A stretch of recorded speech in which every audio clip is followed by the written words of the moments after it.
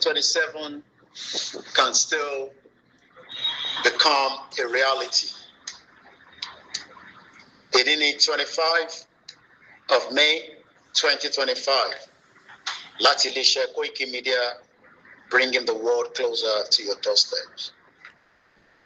Wọ́n dùn lọ́tún lósì pé gbogbo iṣẹ́ tí ó máa jẹ́ kí independent country kó wáyé fún ìran ọmọ aládé kó má wá sí ìmúṣẹ. And that means àwọn gangan ni the front runner and the obstacle tí wọ́n fẹ́ jẹ́ kí country kó wá sí ìmúṣẹ. Láti ìpínlẹ̀ kọ̀ọ̀kan wọ́n ń ṣakitiyan láti sọ fáwọn èèyàn pé n tó kàn nísìn tún ni pé ká tún lọ renew this fraudulent fake amalgamation tó ń pè ní Britain. Ó wá kù sí àwa tí a ní ànígbà pẹ̀lú wọn láti lọ gbáradì dáadáa. Àwọn olóṣèlú mọ̀ pé wọ́n tó ń tán pera wọn,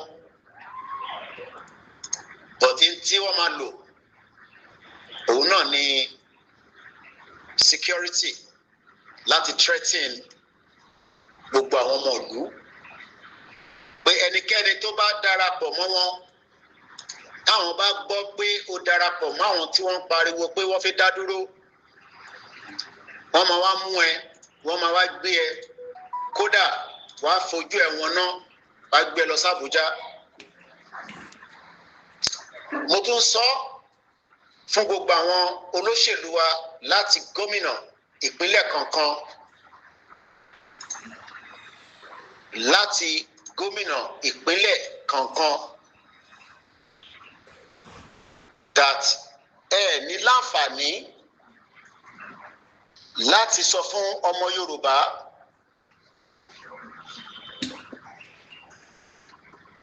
tó fẹ́ jáde láti béèrè pé a fẹ́ dá dúró gẹ́gẹ́ bí country tiwa, ẹ ní ẹ̀tọ́ kankan mọ́ níjọ́ tí bàbá Akíntóyè bá ti ní ká jáde láti dẹ́rù bà ọmọ Yorùbá kankan mọ́ lórílẹ̀‐èdè yẹn. Gbogbo tí ẹ bá ti sọ nígbà tá a bá ti jáde, òfin yín kò ní mú wa mọ́. We will not respect that law from the day tá a bá ti jáde. The law becomes invalid. A ní respect ọlọ́pàá kankan tó máa lè náà fẹ́ mú ọmọ Yorùbá. A ní respect sójà tó máa náà fẹ́ mú wa, and all other security apparatus within Yoruba land. Torí pé a ti wà níbi tí ẹ̀tọ́ wa tí à ń béèrè tí ẹ dá wa lóhùn, ó ti di tí ó ti wà out of your own control.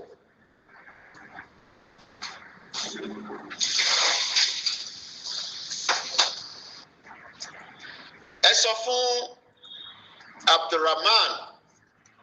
Abdulrazak, the governor of Kwara State, pé gbogbo ọmọ Yorùbá tó ń gbé nípínlẹ̀ Kwara tí bàbá wa Professor Akíntóyè tó bá ti ní ká jáde fún ẹ̀tọ́ wa ní community wa,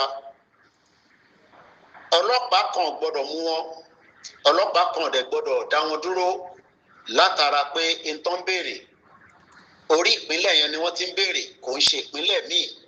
Ìpínlẹ̀ yẹn kéré gẹ́gẹ́ bí a ti ṣe gbọ́ tí ó dẹ̀ ti wà nínú ìwé ìtàn rí, tó dẹ̀ ti ń bẹ láti ọjọ́ tí aláyé ti dáyé, pé Abdulfatai tó jẹ́ gómìnà lọ́wọ́lọ́wọ́ 1960 ni wọ́n bí ẹ.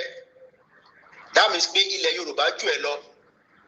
O lẹ́tọ̀ọ́ láti sọ fọ́mọ Yorùbá pé wọ́n lè jáde láti béèrè fún ẹ̀tọ́ bàbá àti àwọn ìyá ńlá wọn tí ó fi gbé ilẹ̀ yẹn dúró.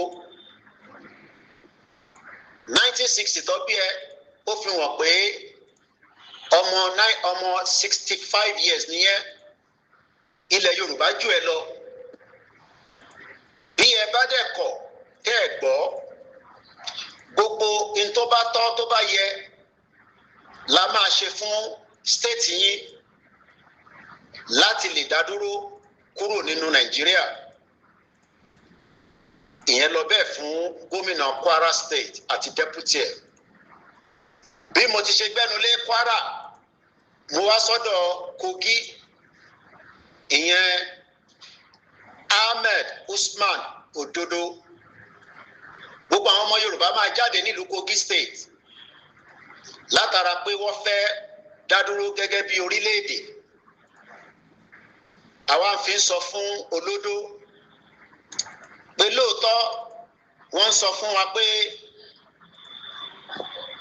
ilẹ̀ Kogi ilẹ̀ Haúsá ni, kò sí tó jọ, ilẹ̀ Yorùbá náà ni. Àmọ́ gbogbo tí Britain ṣe òun ni pé wọ́n mọ̀ọ́mọ̀ wọ́n ṣèkà wọ́n ṣe dàbàrú wọ́n pín bọ́dà wọ́n yọ síra wọn ní Kogi fi ń sọ pé ilẹ̀ Haúsá làwọn. Ọmọ 1982 nìyẹn Ahmed Usman Ododo, mo jù ẹ lọ lọ́jọ́ orí. Tí bá pàṣẹ ó jẹ́ kí àṣẹ mi lè lọ lórí ẹ. Àmọ́ in tí mò ń sọ ni pé gbogbo ọmọ Yorùbá o, bí a bá ti jáde ní Kogi State ẹ lẹ́tọ̀ọ́ kankan mọ́ láti fi ọlọ́pàá, sójà, navy kẹfì ní ẹ fi mú ọmọ Yorùbá ọ̀hún. Bó bá ti ṣẹlẹ̀ bẹ́ẹ̀, gbogbo tó bá wọn ọmọ Yorùbá ní Kogi State wọ́n ní ẹ̀tọ́ láti ṣe, nítorí pé òfin Nàìjíríà à ní tẹ̀lé mọ́ nígbà tá a bá ti jáde.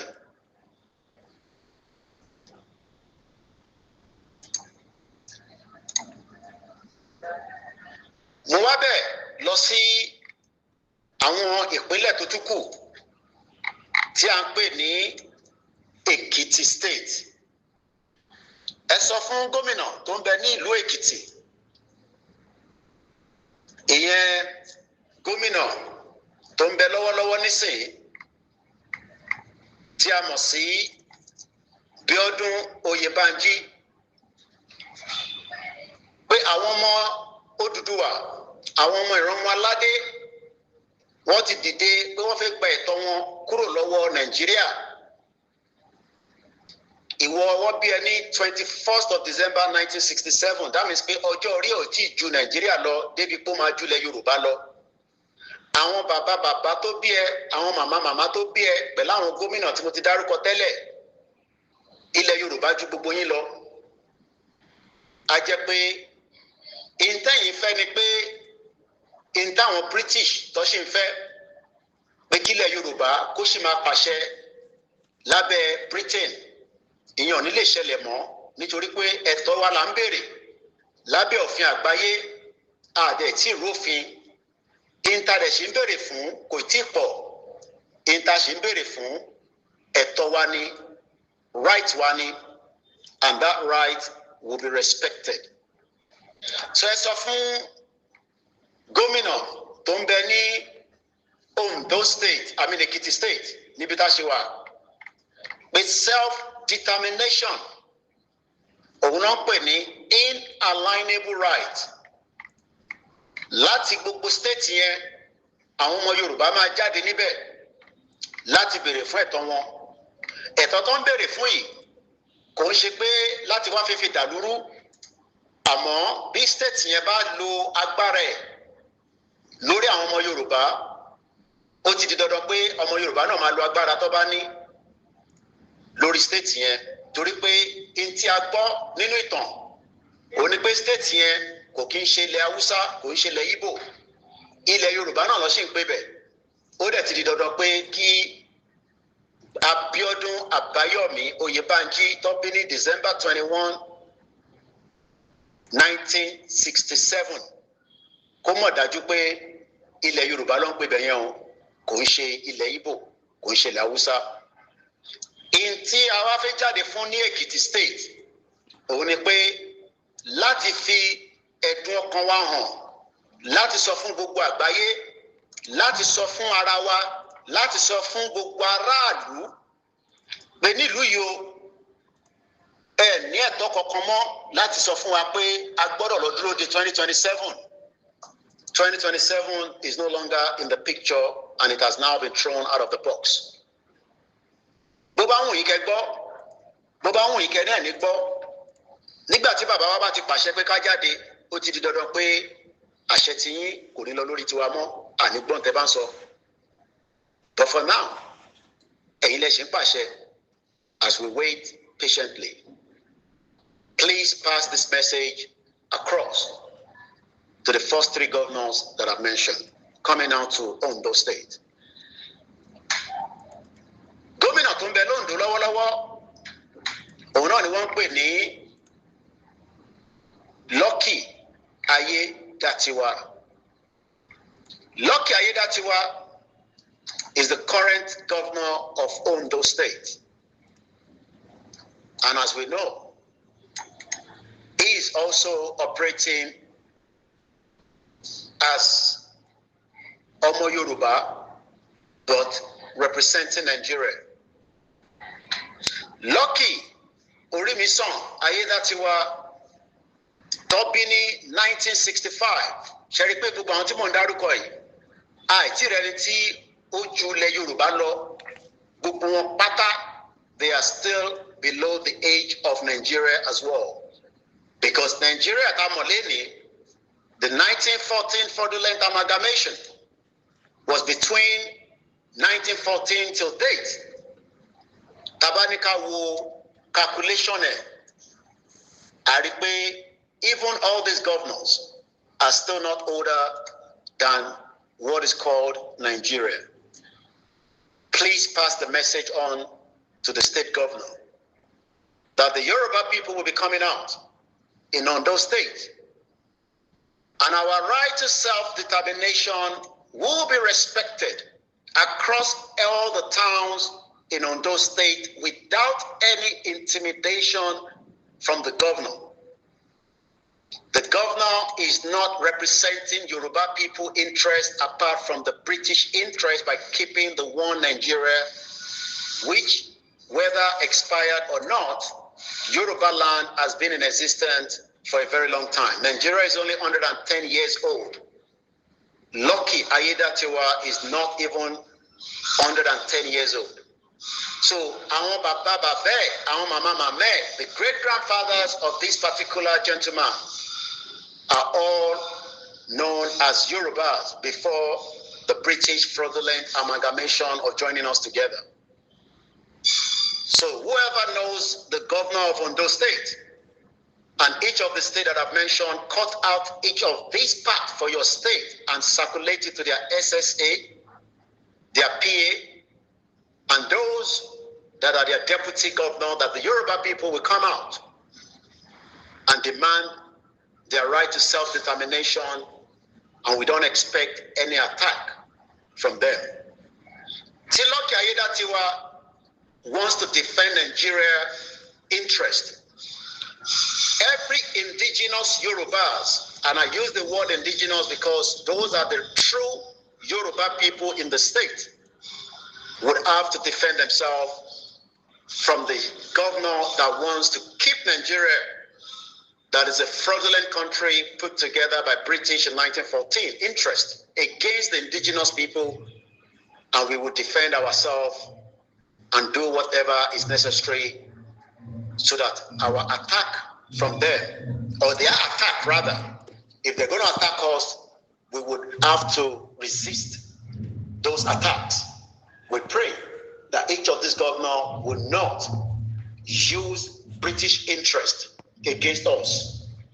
If they do, that means they are no longer Yorubas. That means they Fulani from top to bottom. We hope that they are not Fulanis, and we pray that they are still running the Yoruba or Oduduwa blood in them.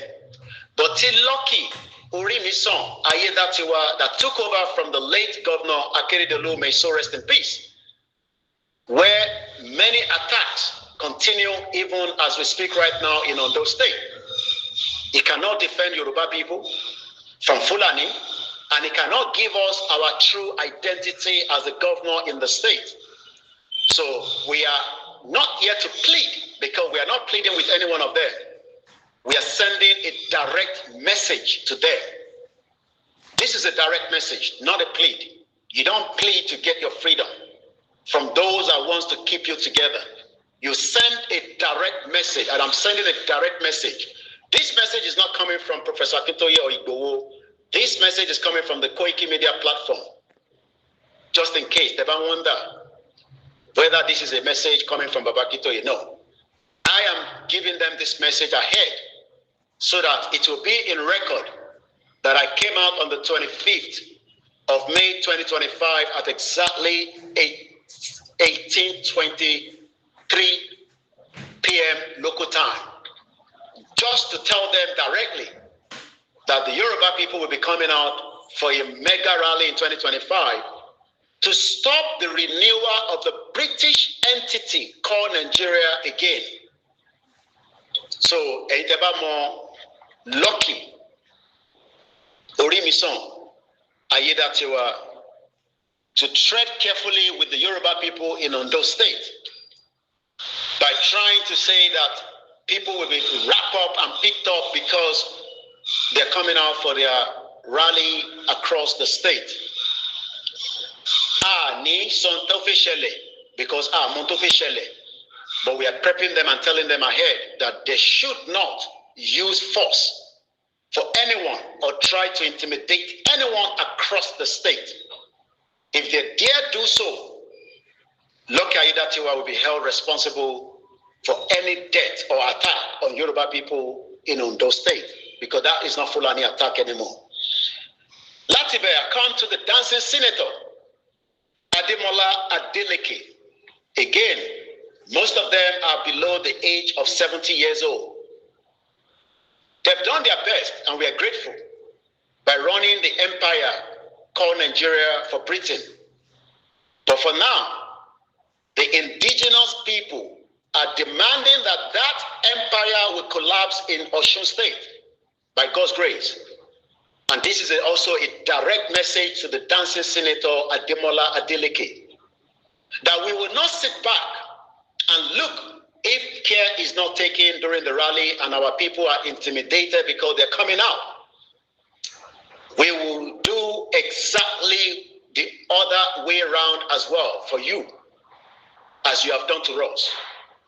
But I hope we will not get to that stage, because I know you're a dancing senator. You've lived in America, and I believe your children live in America as well. And your nephew, Davido, Davido Adeleke, the singer, passed this message to him to warn his uncle, Adeleke, not to dare the Yoruba people in Osun State. I mean every word that I'm speaking right here. If Adeleke dare any one of us, I am also using this opportunity to tell Oni of Ife to warn Adeleke. Oni is a Yoruba king, an Oduduwa king, or whatever they want to call him. And we love him, we respect him, and we will continue to do so. It can have a big impact, even straight to the palace. It's not a threat. It's just a direct message. We are not begging any one of you anymore. We are coming out at the appropriate time very soon. And Osun State will not be left behind. From there, I come down straight to the next state, which is also going to be a state, Tile Yoruba, to Matishirali. And for those that are saying that, le Shirali ni Oyo State, anybody that says that a rally will not be held in Oyo State, we will fight a serious fight with anybody. My name is Olabi Koiki. Anybody Nimoso Tobani won Igberali Oyo State, caught me anywhere, and that fight will bring to your doorstep. Am I doubting Timon-soy? Oyo State remain part of Yoruba land.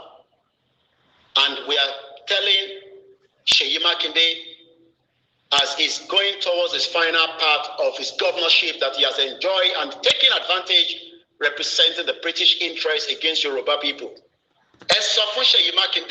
Engineer that call him that cannot build a single road to connect our villages across Yoruba land. Or your state across the 33 local government, there will be people coming out, and we don't expect any intimidation, not from the road transportation people or Agbero. I don't want to use the word Agbero because these are Yoruba men and women that are walking around the club. But most of them have worked in the interest of the politician. We are not coming to attack Agbero, and we don't expect Agbero to attack us. We love you, we appreciate you. All the students in Oyo State will also be welcome to come out for the peaceful rally. That Nigeria has resisted your life from. And that also goes to all the students across the other states that I've mentioned as well. So let us tell Seyi Makinde we are not pegging him, neither are we pleading with him. We are just sending him a direct message from our platform on behalf of the Yoruba people that have told me to come out and tell him this. That and we don't expect military to start rolling out as if we are in the war, because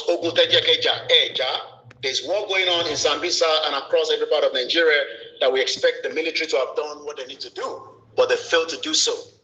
All we are saying right now is that we have come into the conclusion, Omo Yoruba, Omo Oduduwa, Omo will no longer be able to control the Yoruba people, the indigenous people of the land.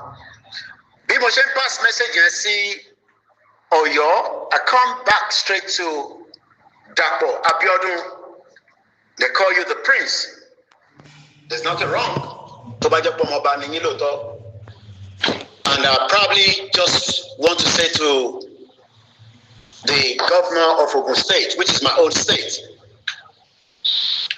you are going to understand that in the history of Yoruba land or Ijebu, we have never failed to defeat the British. Don't dare to think that you can defend the British interest again in Ogun State. Ogun State has one of the most and also many history, like Era State as well. Tabanika will be taught to establish the papers. And Ogun State is also unique because of our father, one of the most peaceful, loyal, one of the most important figures that told us that Nigeria, as we know it today, is not a nation. I'm passing this message to Dapo Abiodun because Baba Olawo is also from Ogun State. You might probably not know, but I am reminding him this day. Nigeria is not a nation. It is a mere geographical expression. That means the indigenous people are ready to take their land back. They are no Nigerians. That means they are Kinshe Nigeria. This message is for Dapo Abiodun. In the same sense as they are English, Welsh, or French. The word Nigeria is merely a distinctive appellative to distinguish those who live within the boundaries of Nigeria and those who do not.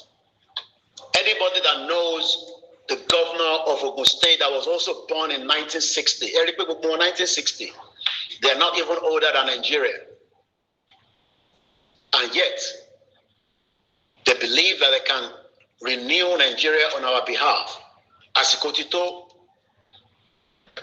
there can still be room for dialogue, like I always say, because we are peace-loving, abiding people that love dialogue. But for dialogue, and you're going to use force from Ogun State to attack those that are coming out for the rally at the appropriate time. What time, I don't know. What day, I have no clue from our leader. Then the indigenous people will forge ahead to defend themselves from any attack from the governor and his deputy and all his commissioner in the state.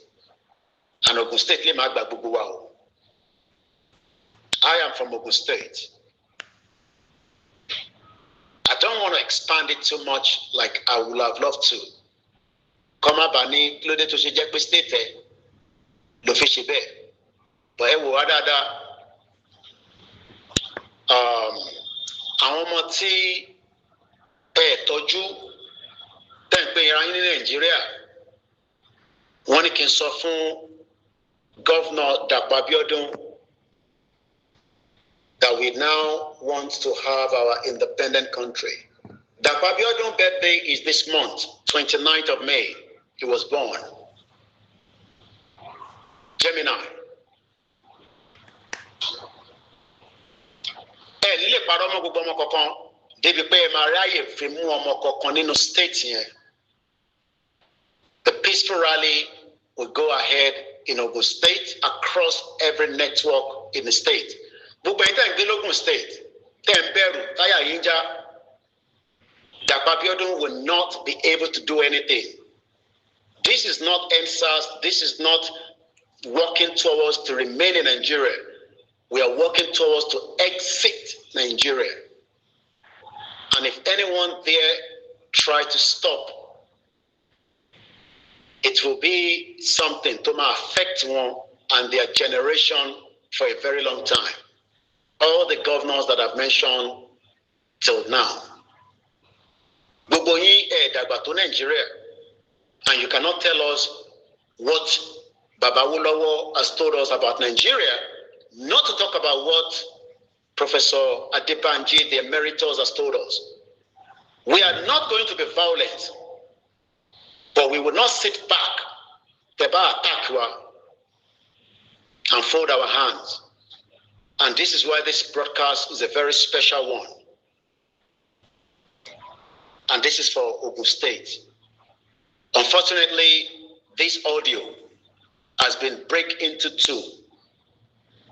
Torí pé mo rántí pa data mi when I was recording, a call came through and disrupted the length of the broadcast.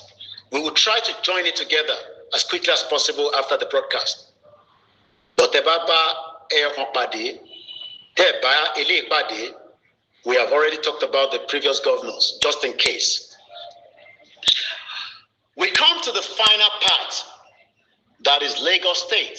Sanwo-Olu will complete his tenure as a governor. But he's still the governor, and he will use Lagos to protect the other states, as we have seen before in the past. If we talk about a state that has killed indigenous people, Sanwo-Olu will be held responsible at some point. July 1st, 2021, Jumoke Oyeleke was shot dead from a straight bullet on the order of Sanwo-Olu. Sanwo-Olu only lo Lagos State anymore to protect the Europeans, most importantly, Britain. I know you know me very well, and you have listened to my broadcast in the past. I know that because I have the evidence that you have. This is not me. This is Omo Yoruba. They're sending a direct message to you from Badagry to Ekpe to Ikorodu to Ikeja to Agege to Alimosho to Oshodi to Mushin to Lagos Island, Surulere, mainland, that they are coming out for a mega rally. Lord doing. How soon, what date, I wait for Babakitoye order before I come out when he has already made his announcement, and I will then do a follow-up. Ẹ̀yin tí ẹ bá mọ Gómìnà Sanwo-Olu, ẹ sọ fún Jamil Sanwo-Olu, a close friend of mine, tell your uncle not to cross the line with the indigenous people that are asking for their right. Not protect Lagos on behalf of British. Ma lo Lagos State as the weapon from the Dangote and the BUA and the rest of them, and Otedola, and those that we know and those that we don't know, to fight back. Malo H2SO4, we cannot be threatened by that.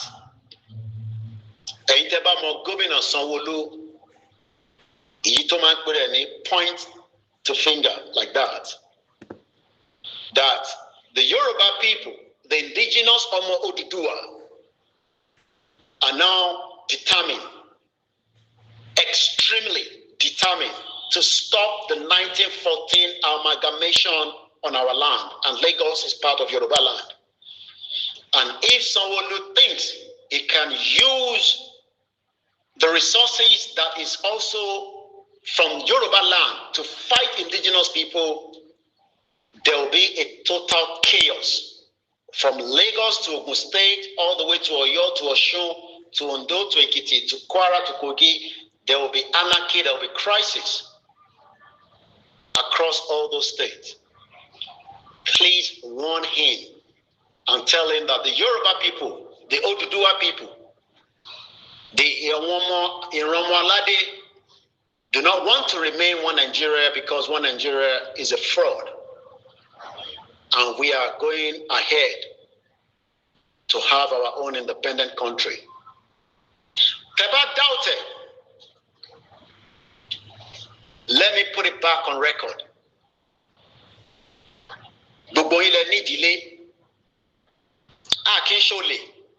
As some of you might think, because I've been told by my last broadcast that I'm a boss delay and all that we, some say that there's money in your house. We're not interested in the money that most of you have kept in the house. The indigenous people, no. But each and every one of you, as these broadcasts that I've done in the past, from governors to senator to House of Reps, all your houses and your family houses have all now been marked across Yoruba land by those that needs to know. And we hope that we will not get to a stage where things will go rough.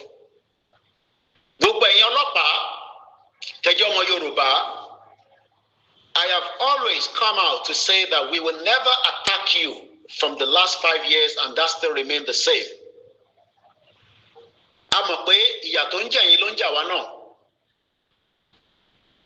Pain then go through, Lawano go through. Intimidate Aralu. All that will change.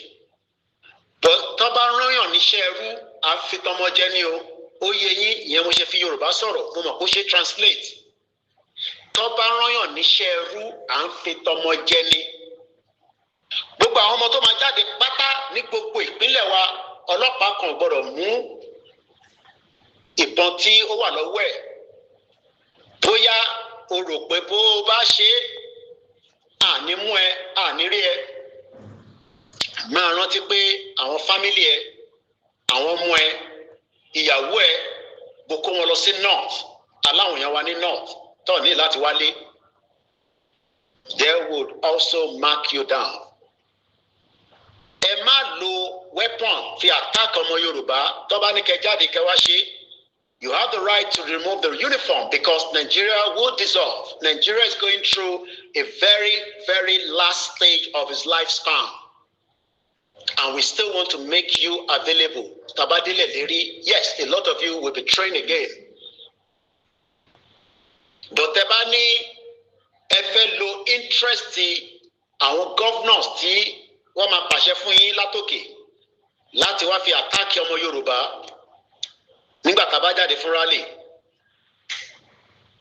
ọmọ Yorùbá would also have no choice to attack you back.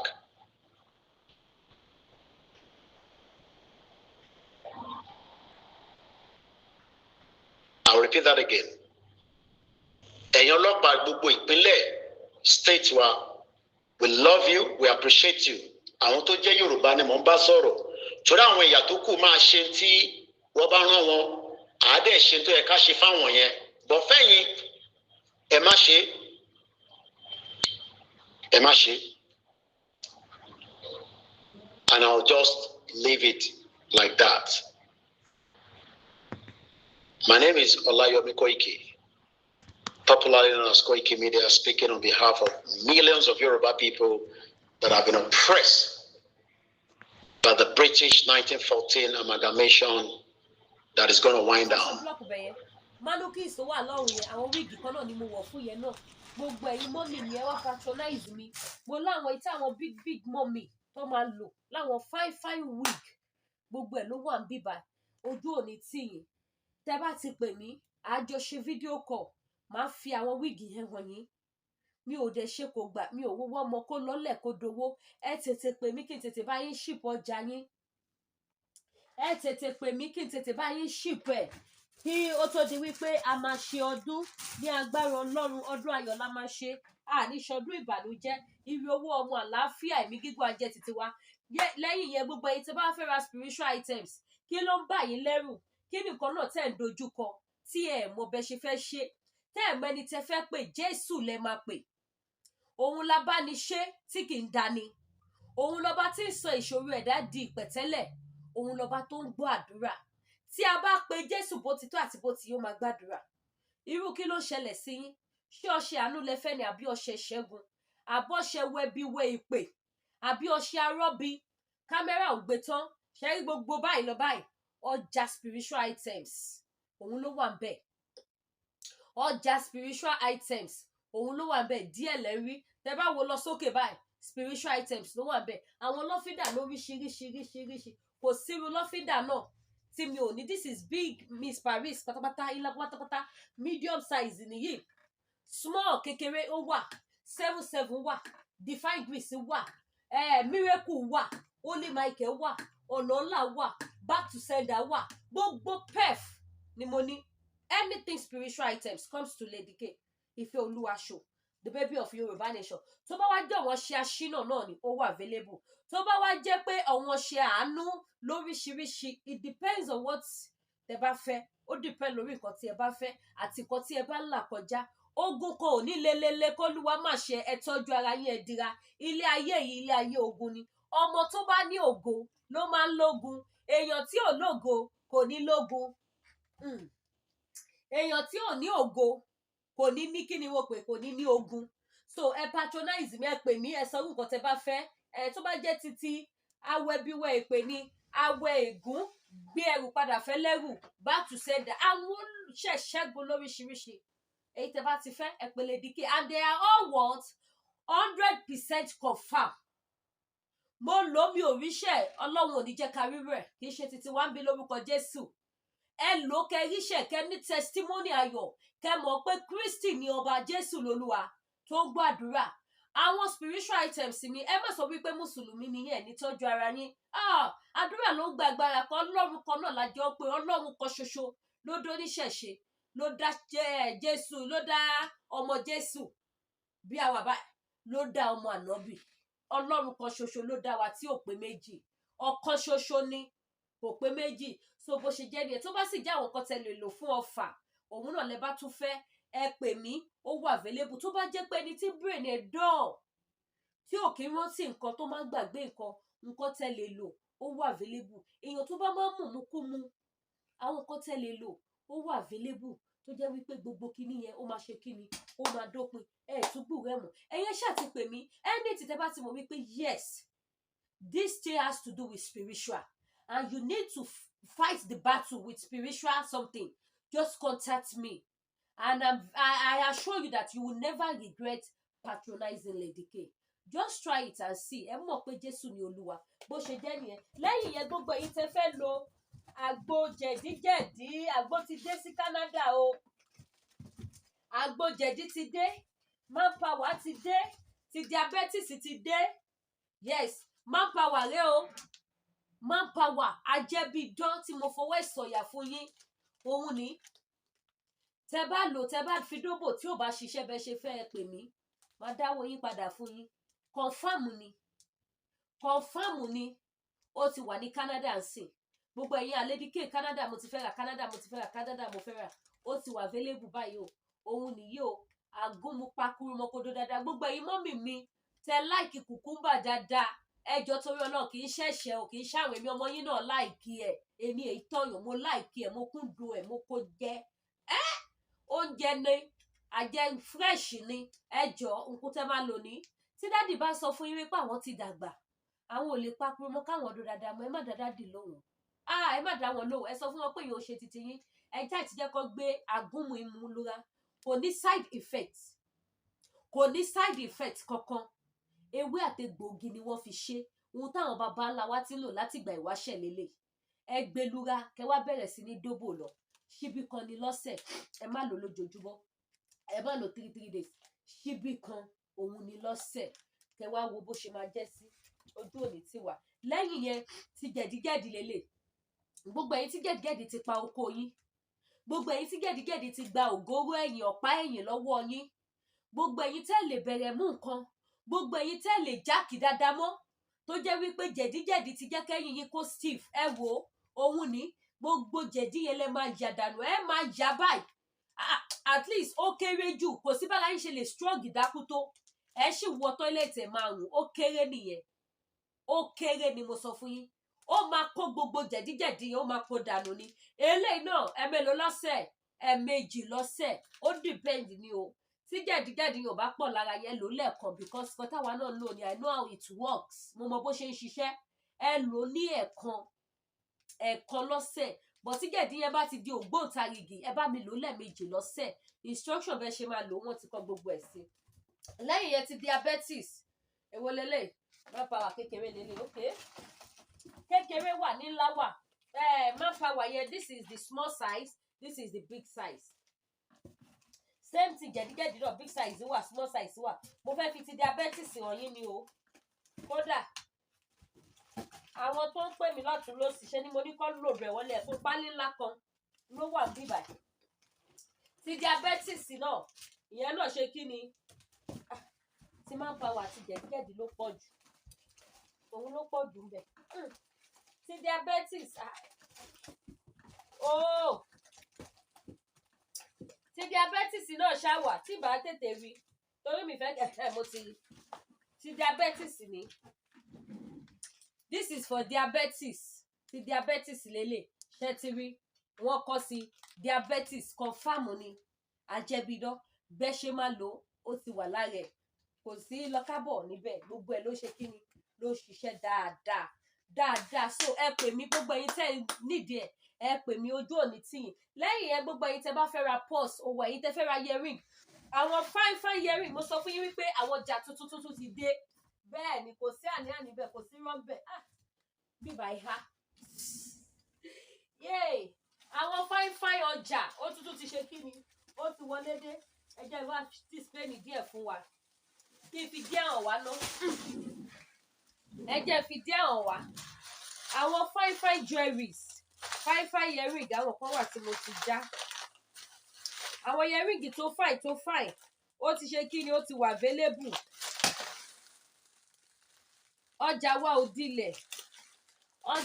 dilẹ̀ ẹ tètè make order titi yín náà òun ní ẹ wò ó eléyìí sì earring and pendant ni ó ní pendant ṣẹ́tìrí ó ní pendant ẹ wà earring and pendant òun ni mo ti ní àwọn fine new ọjà àwọn ọjà tuntun pendant ẹ ní this is the pendant òun nìyí pendant ni ẹ ti bó ṣe rí ó wà mo dẹ̀ ní chain tẹ́ lè fi lò náà tẹ́ bá fẹ́ ra chain sí mo ní chain lásán without pendant without ó wà mo dẹ̀ láwọn sẹ́ẹ̀tì náà ó wà bí náà ẹ tó wá wo earring gèlè gbogbo ọjà mi báyìí ẹ wò àwò má lè lọ ni ó láwọn kan tí mo ti já ètò fẹ́ já wọn mi because àwọn earring yẹn sí ló bá dé ẹ wo earring náà ẹ wo bó ṣe fine ẹ wo bó ṣe mú eléyìí sì kò ní pendant earring lásán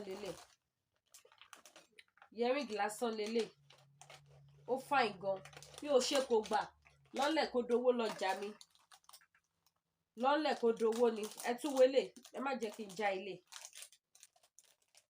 ẹ wo earring náà ẹ wo very beautiful ẹ jẹ́ tún fi mí wọ̀n wá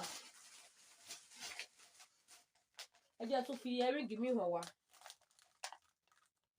Ẹ pè mí kẹ́ wá rajà àwọn sẹ́ẹ̀tì náà wà chain and earring pendant complete ó wà. Ẹ wo earring yìí èmi gan tẹ̀ ṣì máa lò kọ́nu earring yìí. Earring kọ̀ọ̀kan ọwọ́ mi ni. Ṣé tí ó fine earring ó fine gidi ni o. Ẹ wo ó fine gan ni bó ṣe máa dúró létí yín ni. Ó máa dúró rẹ jẹ́ bá mi share ètò ẹ̀yin ìyá mi bàbá mi alálùbáríkà. Ní mo ṣe ní mo yà orí burúkú ò ní bá yín lálejò ṣé ti rí very beautiful ó fine gan. Mo kàn ní earring tó pọ̀ ní èmi gan mi bá mú kan nu earring mo like ẹ̀ gan ó fine gan. Another one tún lélẹ̀ mélòó la fẹ́ display mélòó la fẹ́ kà nínú eyín adípèlé àwọn tí mo ti já àwọn ni mò ń wá àwọn ètò fẹ́ jà lé mo ti já àwọn kan anyway tí n bá rí ẹjẹ ń fẹlẹ hàn yìí ó dà tó ti dà sínú pálí náà nìyẹn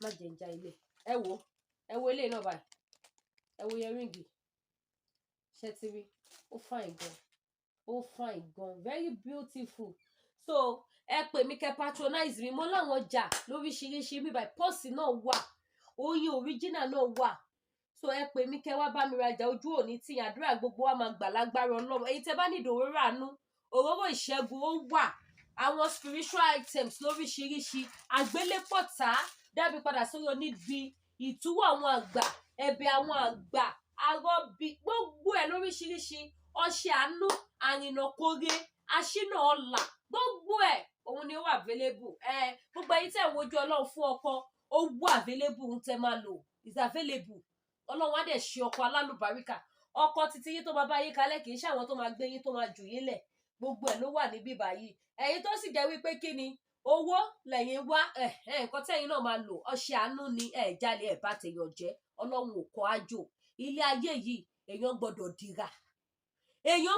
dira fídíò kan wà lọ́wọ́ mi bí báyìí sójà yẹn bóyá kí sáré fi fídíò yẹn hàn wá kẹ́ lè mọ̀ wípé èèyàn gbọ́dọ̀ dira sójà yẹn mo ní sójà ọlọ́pàá yẹn American police ni o ọmọ Áfíríkà ni o Fúlàní ni o wàláì ó lo ìfúnpá l'Amẹ́ríkà ẹ jẹ́ fi fídíò yẹn wọ̀nyí kó má dàbí àsọdùn ó ṣọ́ọ̀kì èmi gan mo ló tán àwa ní kẹ́yìn dira ẹ máa lẹ́ẹ̀dira ẹni tó bá dákẹ́ tara ẹ bá dákẹ́ ẹ jẹ́ sáré ṣòwò ní fídíò yẹn ilé ayé yìí dira èèyàn gbọ́dọ̀ ṣe kí ni èèyàn gbọ́dọ̀ fira ẹ̀ sílẹ̀ ẹni tó bá fi ara ẹ̀ sílẹ̀ àánú ẹ̀ ṣe mí ẹ jẹ́ sáré fi fídíò yẹn hàn wá ìfúnpá ó wà lọ́wọ́ ẹ̀ ó ń dè pẹ̀lú bó ṣe wọ gbogbo military uniform ti Amẹ́ríkà wàláì máa ń so ìgbàdì ìfúnpá ó so gbogbo ẹ̀ ó so síkùn ó bọ́ uniform báyìí ó ní kẹ́ wo òun ọmọ Áfíríkà lòun o Haúsá dẹ̀ ni o Haúsá ni ilé ayé kan ló ń ṣàánú wa ilé ayé ogun òun ní fídíò náà ní ẹ wò. Hello my people. I don't know which of my co-workers need to hear this video. But I just want to let you know I am not here to make friends. I am at work, to work, get paid, and then go home. So I am not here to make friends. Hey, I am originally from Africa. I came from Africa, I come to America to find money.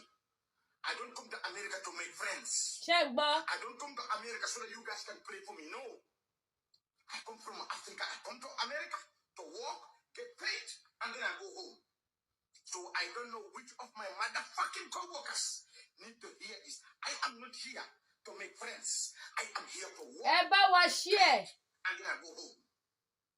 I have 15 years experience in this service. So don't fuck with me. Hey! Look at me, I am from Wakanda. I do voodoo like a motherfucker. Don't fuck with me. I do voodoo like a motherfucker. I am from Wakanda, in case you don't know. I am from Africa. I am Fulani. Wakanda, Fulani. So I am not here to make no fucking friend. Look at, you see this? Some of you see this one, when I'm at work. You see this? Don't fuck with me. Let me show you something real quick. You see, I wear this, but you don't fucking know what I have underneath. Tegba, only I wear this, so I want a message. You see this? You don't fucking know. Ẹ jẹ́ báyìí dábẹ̀ yẹn padà sẹ́yìn. Torí message tó lọ wọlé. Mo bọ̀.